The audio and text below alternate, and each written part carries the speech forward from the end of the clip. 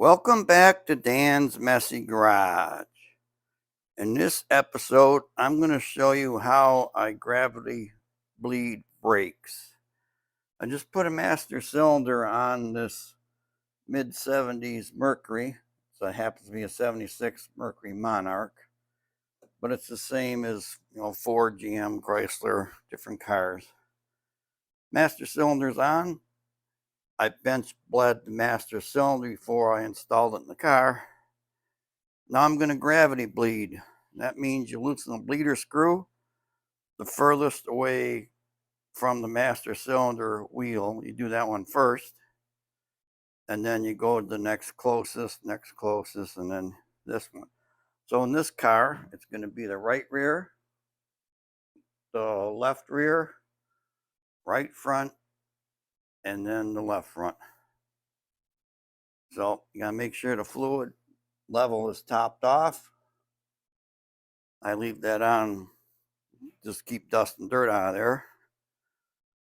And this car I've been working on, so right now the tires are off. Makes this a little easier to show you. But it has drum brakes, and in behind the drum brake,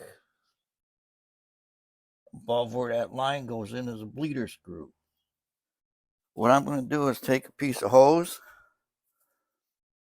push it on that bleeder screw, put the other end of the hose into this fancy receptacle, and I have a super high-tech holder to hold the fancy receptacle up. And then I'm going to open the bleeder screw and let the fluid run through and into the fancy receptacle. Let me get that going and I'll bring you back. Okay, I left the wrench on the bleeder screw. The hose is on. I opened it. And now we wait. You just have to wait for the fluid to run through the hose and into the fancy receptacle. That's all there is to it. It's time.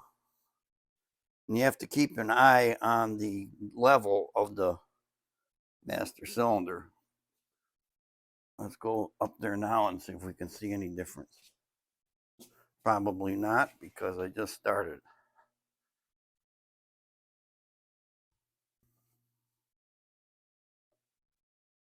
Nope.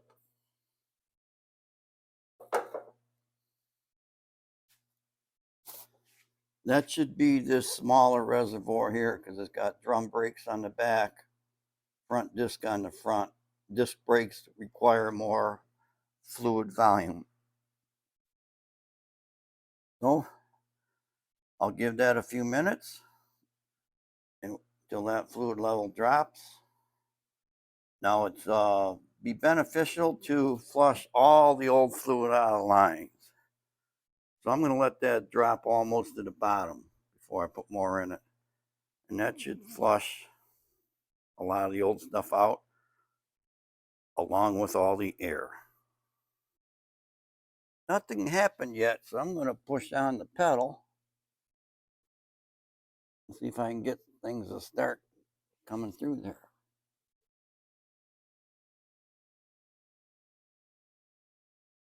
Okay, now let's go take a look.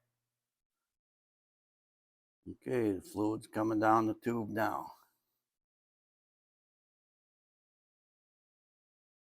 See if we can see it drip inside the receptacle.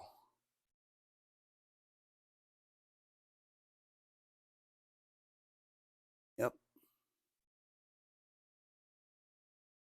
You can see it's going to be a slow process, but I'm going to let all that old stuff drip out of there.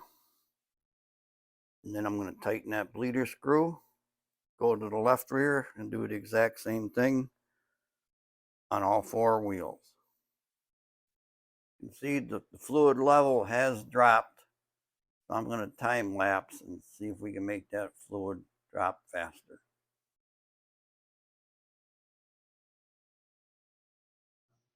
The issue with time lapse is I can't zoom in on anything. So, needless to say, it's taking a long time, but the level is going down. It's close to halfway down now. I'm going to let it go almost all the way out before I shut the bleeder off. Now, yes, you could do all 4 of these at once, and I've done that before. I'm just going to show you the one at a time method now, but it's going to be the same thing. I'm going to let that drain until it's almost empty, fill it up, close that bleeder, and go on to the next. And I'm just going to repeat that process until all the fluid that's coming out is nice and clear. Because the old brake fluid is like a darker color.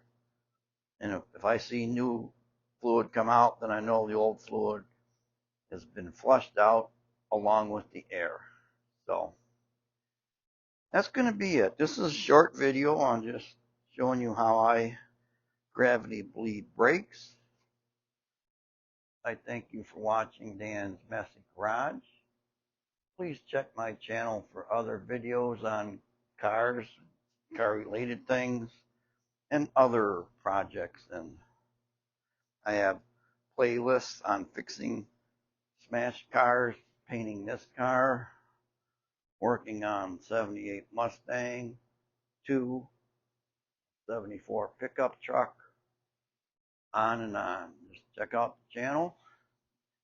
And if you would like a free sticker of Dan's Messy Garage, just send me an email with your address in it, dansmessygarage@gmail.com. And I will put a sticker in an envelope and mail it to you. They're little stickers, you know, maybe 3 inches wide and an inch tall. I don't have one handy here to show you, but thank you, and I hope you enjoy your day. Bye.